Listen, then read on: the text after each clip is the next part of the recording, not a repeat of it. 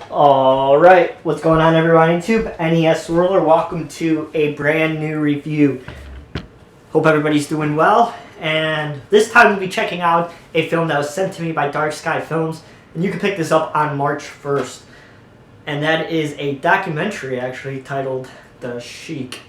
Now, I grew up, during the 90s, during the wonderful ages of the Attitude Era, and I was really into wrestling back then. And then, I fell off until like 2011, when CM Punk started to rise to fame, and I really started to get into it again. I was heavily following the WWE, mainly because of CM Punk. Not just because he's from Chicago, but I thought that he brought something back to wrestling that was there when I was growing up in the Attitude Era. So I was very intrigued by CM Punk's storylines and things like that. And he had some really, really good ones. One with Chris Jericho in 2012 that had to, or I think it was 2012, 2013 that revolved around him drinking. It was just a really, really awesome storyline that went on for a few months. So, the Sheik's era, the Iron Sheik era of wrestling was way before my time. Not way before my time, but it was pretty before my time. But of course I knew about the Iron Sheik. Who doesn't know about the Iron Sheik? So I was very excited to check this one out. And this one's not just some fan-made documentary. It's made by a guy who's a family friend with the Sheik. And this has, huge names. The Rock is in this. Bret Hart's in this. Mick Foley. A whole bunch, Rob Van Dam, a whole bunch of different wrestlers who talk about the Sheik. So the Sheik has had a very interesting life, if you want to say that. He came from Iran. He was a huge professional wrestler in Iran.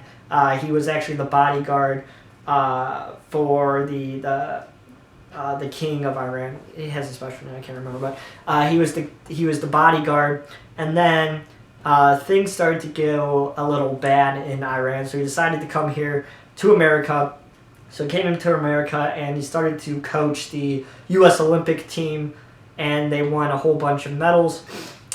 So then one day he ended up in a professional wrestling ring, and the Sheik didn't understand the difference between he didn't really understand the difference between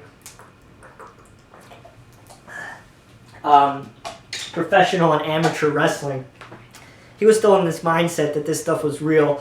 Well, it is real, but that this mindset was that this is professional wrestling. So you would, really hurt people, and you got that vibe that you don't want to work with this guy because he's a little bit too rough.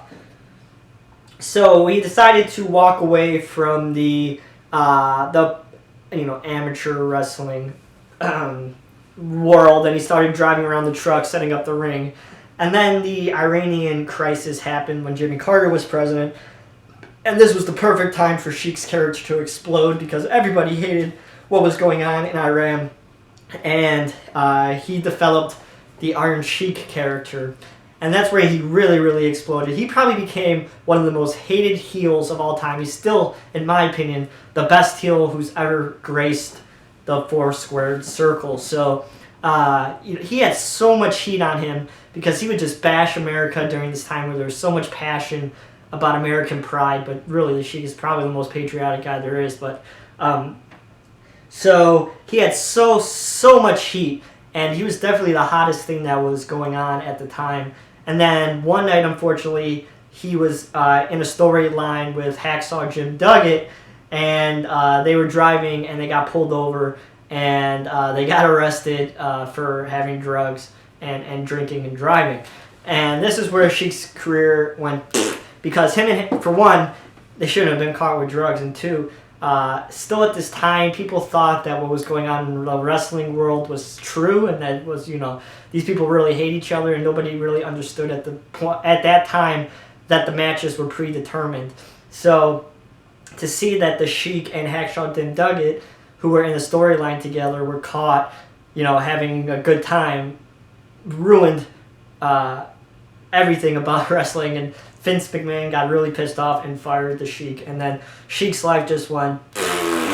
You know, he started wrestling on, you know, the amateur circuits, and his daughter got murdered, and then that's when Sheik really lost his mind, and he started turning to drugs. He developed a really, really bad drug habit, and then recently, you know, within the last 5-6 years, he made a resurgence on social media from the director of this film.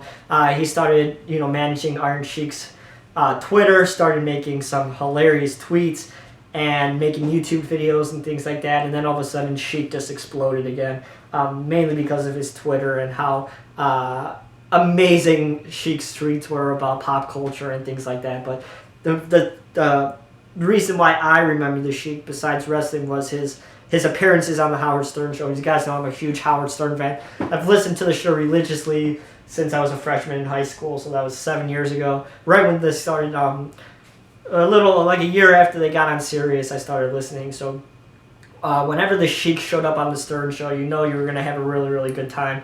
And the one bit that I remember was Artie Lang dressed up as a knockoff of the Iron Sheik, saying that Vince McMahon signed this guy named the Iron Sheik Jr. And you could tell that the Sheik didn't understand that this was a bit, and he got so fucking mad, and it's really, really, really funny.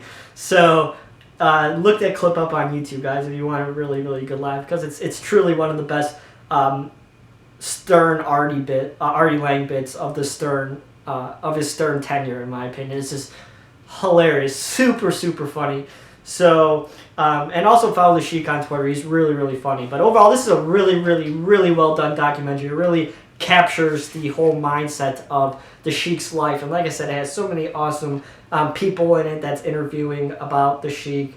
And like I said, The Rock and a whole bunch of other people. And it's just really, really well done. You can tell it's made by somebody who cares about the Sheik and wants to see him be a legend and not be a unfortunate drug addict. So pick this up if you can. If you guys like wrestling and documentaries, pick it up on March 1st. I highly recommend it. It's really, really a good story and a good film. So that is everything, guys. I hope you enjoyed this video. If you did, please give it a thumbs up. As always, you can follow me on twitter.com/NESRover22. And I got 2 more reviews coming up in the near future if they aren't already up. So hope you guys enjoyed those, and I'll talk to you guys soon. See you guys.